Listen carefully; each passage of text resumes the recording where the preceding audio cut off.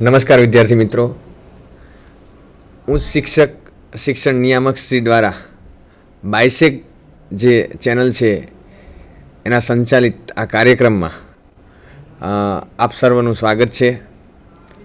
આજે આપણે આ બાયસેગના માધ્યમ દ્વારા બજાર વિભાજન એટલે શું, બજાર વિભાજનથી ફાયદાઓ કયા કયા થાય, એનું મહત્ત્વ શું છે અને બજાર વિભાજન કઈ રીતે થાય છે એના વિશે આજે અભ્યાસ કરવાનો છે.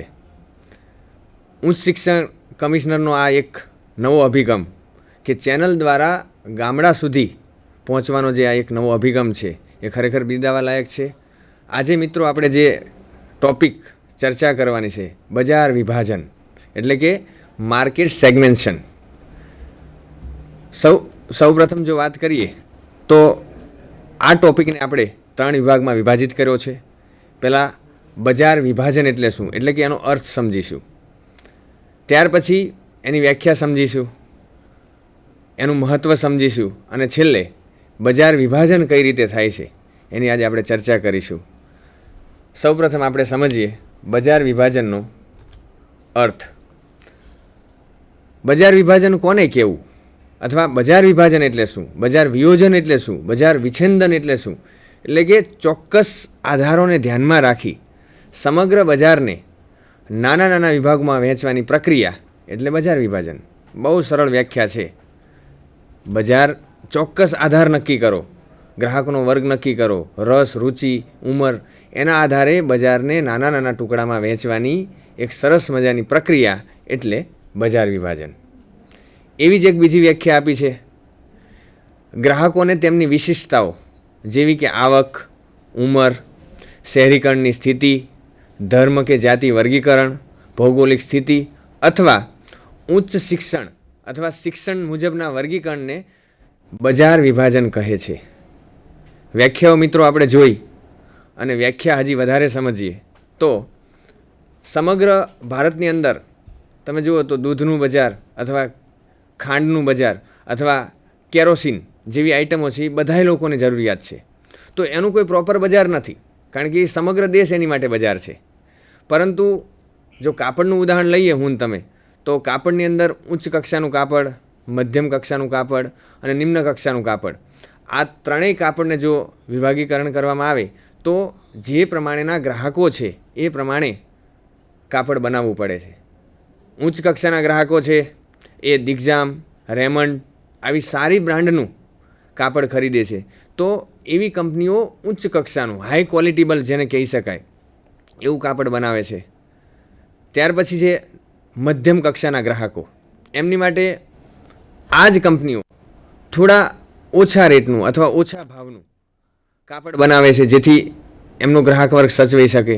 અને છેલ્લે આ બંને કાપડમાંથી જે વેસ્ટ રૂપે નીકળે છે અથવા જે બગાડ રૂપે નીકળે છે અથવા જે ફર્સ્ટ ક્વોલિટીમાં ચાલતું નથી, જેને કહી શકાય કે બહુ સારી ક્વોલિટીમાં, એને ત્રીજા વર્ગમાં મૂકવામાં આવે તો એકદમ જે ગરીબ વર્ગ છે એમની માટે પણ વસ્તુ પ્રાપ્ય થઈ શકે છે. ટૂંકમાં બજાર વિભાજન દ્વારા કોઈ પણ કંપની, આમ જુઓ તો કોઈ પણ કંપનીનો મુખ્ય ઉદ્દેશ, મુખ્ય હેતુ નફો કરવાનો છે. નફા વગર કંપનીને ચાલવું એ કોઈ કાળે શક્ય નથી. એટલે એની માટે કંપનીએ ગ્રાહકોને ઓળખવા બહુ જરૂરી છે. અને ગ્રાહકોને ઓળખવા માટે જો એનું વિભાગીકરણ કરવામાં આવે તો જે કંપનીનો ઉદ્દેશ છે નફો કમાવાનો અને જોડે જોડે ભારતનું જે એક અર્થતંત્ર છે એને ઊંચ લઈ જવાનું અથવા આર્થિક વિકાસને ઝડપી બનાવવાનો એ સિદ્ધ થઈ શકે. કારણ કે જો આ બજાર વિભાજન થશે તો ગ્રાહકોને એમને જરૂરિયાત મુજબની વસ્તુઓ મળશે. વસ્તુઓ મળતા ઓટોમેટિક એમને એમની જરૂરિયાતો સંતોષાશે. એમની જરૂરિયાતો સંતોષાતા એ જરૂરિયાતના આધારે કંપનીને પ્રોડક્શન વધશે. કંપનીનું પ્રોડક્શન વધતા કંપનીનું વેચાણ વધશે. વેચાણ વધતા એ કંપનીનો નફો વધશે. અંતે દેશના અર્થતંત્રમાં કંપની અને ગ્રાહક, ઉત્પાદક અને ગ્રાહક બંને સહભાગી થશે અને દેશથી ઝડપી આગળ જઈ શકશે. કહેવાનો મતલબ એ છે મિત્રો કે જો બજાર વિભાજન વ્યવસ્થિત રીતે કરવામાં આવે અથવા બજાર વિભાજનના આધારે કંપની એની પ્રોડક્ટને ઓળખી અને બજારમાં મૂકે તો હું માનું છું તો ત્યાં સુધી બજાર છે સરળતા, કોઈ પણ કંપની છે એ સરળતાથી ઉચ્ચ શિખર જેને કહી શકાય, શ્રેષ્ઠ શિખર ત્યાં સુધી પહોંચી શકે છે. આપણે ઉપરોક્ત 2 વ્યાખ્યાઓ શીખ્યા અને વ્યાખ્યાના આધારે જો આ બજાર વિભાજનના ફાયદાનો અભ્યાસ કરીએ, બંને વ્યાખ્યાઓ બહુ સરળ રીતે તમને સમજાવી. હવે બજાર વિભાજનથી કયા કયા ફાયદાઓ થાય એની આપણે હવે ચર્ચા કરીશું. બજાર વિભાજનના ફાયદાઓ. બજાર વિભાજન દ્વારા ફાયદાઓની અંદર તમે જોશો તો વેચાણમાં નોંધપાત્ર વધારો. જો બજાર વિભાજન થાય એટલે સમજી શકો છો તમે કે ઓટોમેટિક કોઈ પણ કંપનીને એમનું ગ્રાહક વર્ગ મળી રહેશે અને ગ્રાહક વર્ગ મળતા એનું વેચાણ વધશે. ધારો કે કોઈ કંપની પહેલાં ઓછું ઉત્પાદન કરતી અને એક જ બજારમાં માલનો વેપાર કરતી હતી, પરંતુ જો એ ગ્રાહક વર્ગને ઓળખી અને જો એ પ્રમાણે પ્રોડક્શન કરે અને એ પ્રમાણે જો બજારમાં મૂકે તો વેચાણમાં નોંધપાત્ર વધારો થશે. અને વેચાણમાં મિત્રો નોંધપાત્ર વધારો થતાં એ કંપનીનો નફાનો જે ઉદ્દેશ છે એ નફાનો ઉદ્દેશ પણ સિદ્ધ થશે. એટલે કે વેચાણમાં નોંધપાત્ર વધારો થશે, જે બજાર વિભાજન થકી જ શક્ય છે. કારણ કે એક જ બજારની અંદર જો વસ્તુ વેચવામાં આવે તો એ શક્ય જ નથી કે એના થકી વેચાણ વધી શકે. પરંતુ બજારનું વિભાજન દ્વારા જે તે ગ્રાહક વર્ગને ઓળખી અને એ પ્રમાણે જો વેચાણ કરવામાં આવે તો વેચાણમાં નોંધપાત્ર વધે, વેચાણ વધે તો નફો વધે, નફો વધે તો કંપનીની સદ્ધરતા વધે અને સદ્ધરતા વધે એટલે ઓટોમેટિક દેશનો વિકાસ થાય. ત્યાર પછી બીજા નંબરે આવે છે યોગ્ય વ્યૂહરચના. બજાર વિભાજનની અંદર મિત્રો વ્યૂહરચના રચવામાં આવે તો હું માનું છું ત્યાં સુધી કોઈ પણ કંપની ટોચના સ્થાને પહોંચી શકે છે. આમ જુઓ તો આ વ્યૂહ શબ્દ છે ને એ લશ્કરમાંથી આવેલો છે. સામેના જે રાજ્ય અથવા સામેના કોઈ ચઢાઈ કરનાર વ્યક્તિ છે એ આપણો વ્યૂહ જાણી ના જાય અને એ રીતે એમની ઉપર ચઢાઈ કરવામાં આવે તો એવો જે એક વ્યૂહ છે એને વ્યૂહરચના તરીકે ઓળખવામાં આવે છે, જેથી સામેવાળા વ્યક્તિને પરાસ્ત કરી શકાય, હરાવી શકાય. અને જો એ વ્યૂહ દ્વારા બજારની અંદર પ્રવેશવામાં આવે તો 100% કોઈ પણ કંપની, કોઈ પણ પેઢી એ સફળ થઈ શકે. મહાભારતની અંદર તમે જુઓ છો તો કૌરવ ઉપર ચડાઈ કરવા માટે કૌરવો પાસે બહુ મોટી સેના હતી અને એની પ્રમાણમાં પાંડવો પાસે માત્ર ભગવાન કૃષ્ણ હતા. પણ કૃષ્ણ ભગવાનનો વ્યૂહ એટલો જબરજસ્ત હતો કે જેના કારણે આખા મહાભારતની અંદર છેલ્લે વિજય એ પાંડવોનો થયો. એટલે વ્યૂહ શબ્દ છે એ બહુ મહત્ત્વનો છે. એક ઉદાહરણ દ્વારા સમજીએ. સૌપ્રથમ ગુજરાતની અંદર વાત કરીએ તો ગુજરાતમાં ગુજરાત સમાચાર અને સંદેશ 2 છાપાઓનું બહુ જ માર્કેટ હતું. ત્રીજું છાપું હમણાં હું તમે જાણીએ છીએ દિવ્ય ભાસ્કર આવ્યું. દિવ્ય ભાસ્કર જ્યારે મિત્રો આવ્યું ત્યારે એણે એવો વ્યૂહ રચ્યો, એણે બજારનું એવું વિભાજન કર્યું, એવો વ્યૂહ રચ્યો કે ગ્રાહક સુધી પહોંચ્યા, ગ્રાહક સુધી સેલ્સમેનને લઈ ગયા, જુદા જુદા વિસ્તારની અંદર એમની ઓફિસો ખોલી અને ગ્રાહક વર્ગને ઓળખ્યો અને ગ્રાહકોની જરૂરિયાત જાણી. ગ્રાહકોને કેવું છાપવું ગમે છે, કેવા લેખ ગમે છે, કેવા સમાચાર ગમે છે, અથવા ગ્રાહકને ક્વોલિટેબલ વસ્તુઓ ગમે છે, તો એની સાથે બધા જ વ્યૂહ એમણે માર્ક કર્યા અને ત્યાર પછી એમણે દિવ્ય ભાસ્કર પ્રસ્તુત કર્યું. અને તમે આજની તારીખે જોઈ શકો છો કે સવારમાં જાગે એટલે ગુજરાતના ઘણા બધા ગ્રાહકો જે ગુજરાત સમાચારના હતા એ આજે દિવ્ય ભાસ્કરમાં કન્વર્ટ થયા અથવા તો દિવ્ય ભાસ્કર છાપું ઘર સુધી પહોંચી શક્યું છે. એની માટે સ્પેશિયલ વ્યૂહ હતો. જો આ વ્યૂહના આધારે જવામાં આવે તો કંપની પોતાની જે એક નફાનો ઉદ્દેશ છે અને એક સમાજ સેવાનો ઉદ્દેશ છે બંને સિદ્ધ થઈ શકે છે. એટલે બજાર વિભાજન યોગ્ય વ્યૂહરચના ઘડવામાં આવે તો સરળતાથી જઈ શકાય છે. ત્યાર પછી વાત કરીએ તો જરૂરિયાત મુજબ ઉત્પાદન. જરૂરિયાત એટલે શું? આમ જુઓ તો માણસ એ એવું કહેવાય છે કે જરૂરિયાતનું પોટલું છે. એની જરૂરિયાતો ક્યારેય સંતોષાતી જ નથી. પરંતુ એક સંતોષાય એટલે બીજી વસ્તુ એની જરૂરિયાત બને છે. અને જો એ ગ્રાહક તમારો બનશે, જો તમે વિભાજન કર્યું હશે અને ગ્રાહક તમારો બનશે તો ઓટોમેટિક તમે એની જરૂરિયાત મુજબનું ઉત્પાદન કરશો. દાખલા તરીકે અમદાવાદની વાત કરીએ તો અમદાવાદની અંદર 3 પ્રકારના લોકો રહે છે. ઉચ્ચ ધનિક જેને કહી શકાય, ત્યાર પછી મધ્યમ વર્ગ જેને કહી શકાય અને છેલ્લે ગરીબ વર્ગ. એ 3 ગ્રાહક વર્ગ છે. અને અમદાવાદની અંદર તમે જુઓ છો કે દરેક પ્રકારના બજારો આવેલા છે અને એ મુજબ ત્યાં વસ્તુઓ મળે છે, પ્રાપ્ય થાય છે.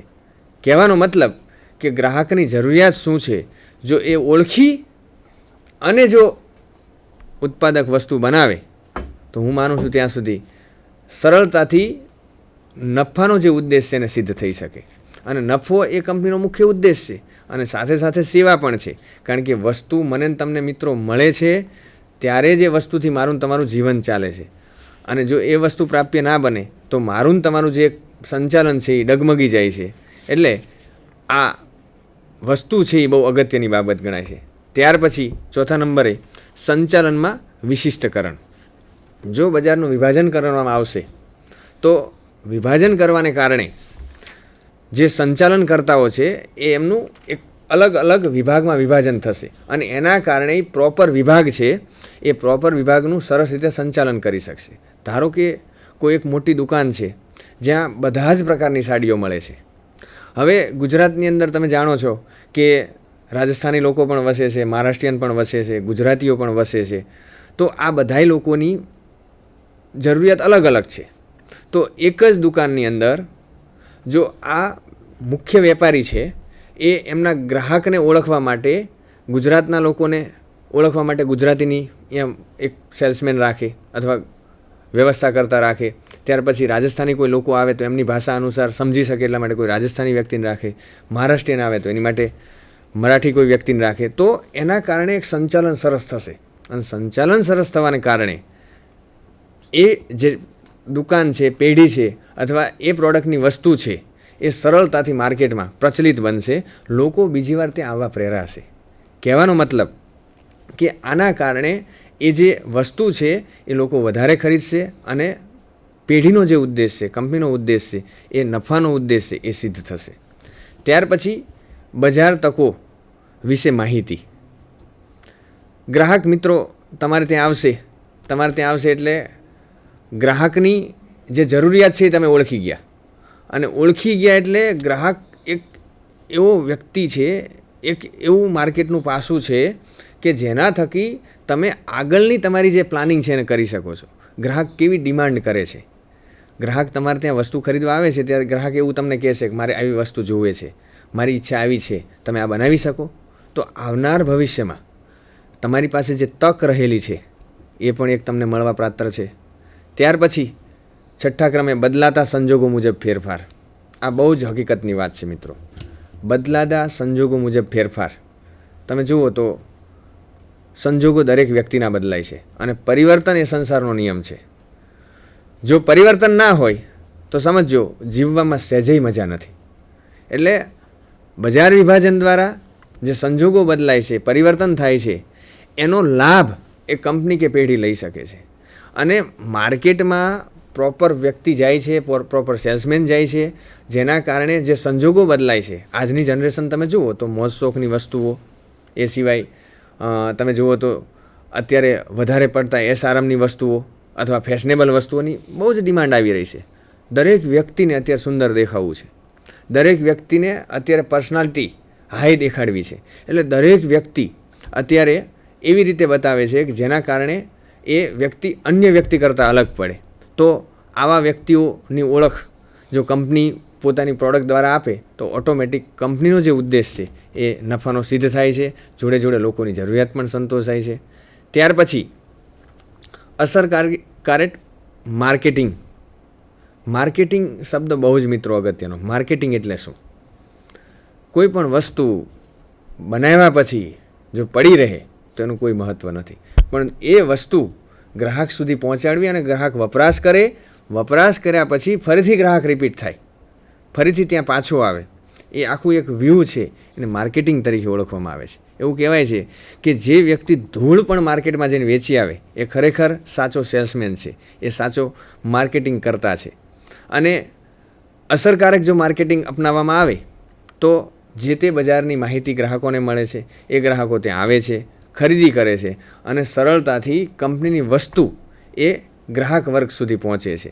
અને જે ગ્રાહકનો એક ઉદ્દેશ છે કે ભાઈ એમને સરળતાથી વસ્તુ પ્રાપ્ય થવી, એમ કંપનીનો પણ ઉદ્દેશ છે કે વસ્તુ પ્રાપ્ય કરાવ્યા પછી સરળતાથી એમને નફો થવો અને એ રીતે કંપનીને હાયર લેવલે લઈ જવી. એક જે સેતુ છે બંને વચ્ચેનું સંકલન છે એ જળવાઈ શકે છે. ટૂંકમાં માર્કેટિંગ કાર્યક્રમ એ બહુ અગત્યની બાબત ગણાય છે. ત્યાર પછી જરૂરિયાત મુજબનું પેકિંગ અથવા જરૂરિયાત મુજબનું પેકેજિંગ. તમે જુઓ છો કે અત્યારે દરેક વ્યક્તિ નાનું પેકિંગ પરચેઝ કરવા વધારે પ્રયત્ન કરે છે, કારણ કે એમને એવી ઈચ્છા હોય છે કે નાના પેકિંગમાં જો ખરીદી કરવામાં આવે તો એ વસ્તુ જલ્દી ખલાસ થઈ જાય, જેથી વાસી ના થાય. વાસી ના થાય એટલે બીજી વખત ખરીદી કરે તો તાજી મળે. એટલે એ પ્રમાણેના પેકિંગમાં બીજા નંબરમાં આવે છે, એ તો ખરું જ, પણ બીજા નંબરે આવે છે આવકનું આવક પણ ખરી, કે ઘણા વ્યક્તિઓની હાલત એવી હોય છે કે મોટા જથ્થામાં ખરીદી નથી કરી શકતા. તો એવા વ્યક્તિઓ માટે નાના નાના પેકિંગમાં જે વસ્તુઓ છે, આપણે ઉદાહરણ લઈએ કોલગેટનું. કોલગેટ તમે જોતા હો તો 10 ગ્રામથી લઈ 50 ગ્રામ, 10 ગ્રામ, 50 ગ્રામ, 100 ગ્રામ, 250 ગ્રામ આવા પેકિંગમાં અત્યારે કોલગેટ, પેપ્સીડન્ટ આવી દરેક ટ્યુબ, જે ટૂથબ્રશની ટ્યુબ છે, ટૂથપેસ્ટ છે, એ માર્કેટમાં અવેલેબલ છે. જેના કારણે તમે જોઈ શકો છો કે ફરવા હરવા અથવા ક્યાંક આપણે જર્નીમાં જતા હોઈએ તો આપણે બહુ જ નાની 2 દિવસની જર્ની હોય તો નાનું એવું પાઉચ તમે કોલગેટનું લઈ લો છો, કે જેના થકી 2 દિવસ પછી યુઝ એન્ડ થ્રો કરી શકો છો, નાખી દઈ શકો છો. પણ તમારા ઘર વપરાશમાં જો તમે કાયમી ઉપયોગ કરો છો તો તમે 250 ગ્રામનું પેકિંગ પરચેઝ કરો તો તમે મહિના સુધી એને ઉપયોગ કરી શકો છો. જેના કારણે ગ્રાહકને 2 ફાયદા થાય છે. જો મોટા પેકિંગની જરૂરિયાત છે તો ઓછા કિંમતે અને ઝાઝા જથ્થામાં વસ્તુ મળે છે, અને ક્યારેક બહારગામ જવાનું થાય છે અને એને જરૂરિયાત માત્ર 1 કે 2 દિવસની છે તો નાનું પેકિંગ એને ઉપયોગી થાય છે. કહેવાનો મતલબ, પેકિંગ ગ્રાહકની જરૂરિયાત મુજબ જો કંપની બનાવે તો એના થકી ગ્રાહકના દિલ સુધી, હૃદય સુધી અથવા ગ્રાહક સુધી પહોંચી શકાય છે, અને એ વસ્તુ ગ્રાહક છે બીજી વાર જ્યારે ક્યાંક જવાનું થાય તો તરત એ વસ્તુ પરચેઝ કરવા જશે, ખરીદી કરવા જશે. ટૂંકમાં બજાર વિભાજનમાં પેકિંગ થકી એક સરળતાથી ગ્રાહક સુધી પહોંચી શકાય છે. આગળ વાત કરીએ તો સાધનોનો